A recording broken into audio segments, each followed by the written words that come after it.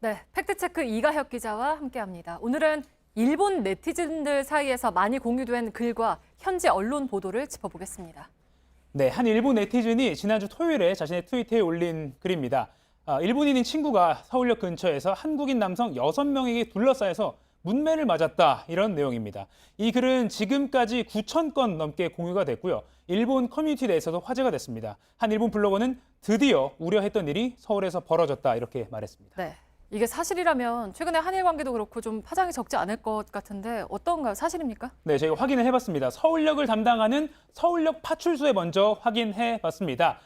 그런 사건 접수된 것 없고 근처 다른 날짜까지 찾아봤지만 없었다, 이렇게 밝혔습니다. 서울지방경찰청도 접수된 것 없다고 밝혔습니다.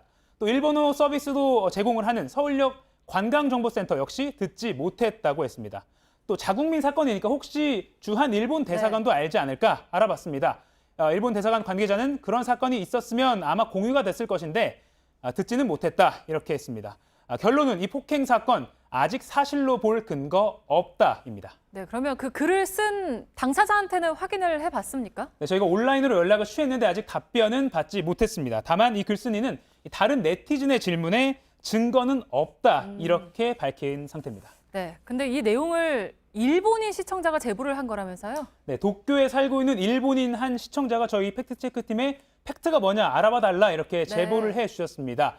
두 나라 사람들이 서로 감정 상할 만한 이런 내용이 아무런 검증 없이 퍼지면 안 된다, 이런 생각에 제보했다고 말했습니다. 네, 그러면 이 유스케 씨하고 네. 이가혁 기자가 직접 통화를 한 건가요? 네, 제보자 유스케 씨가 다행히 네. 한국 생활을 오래 해서 한국말이 매우 유창한 상태였습니다. 네. 네. 그러면 다음으로 볼 거는 저희가 일본의 현지 언론 매체 보도도 좀 논란이 있었다고 전해드렸잖아요. 어떤가요? 그렇습니다. 지난 24일자 서일본 신문이라는 매체 기사가 우리나라에서 논란이 됐습니다. 불매 운동, 한국 사람들의 속마음, 일본 맥주 지금은 참아, 이런 제목입니다.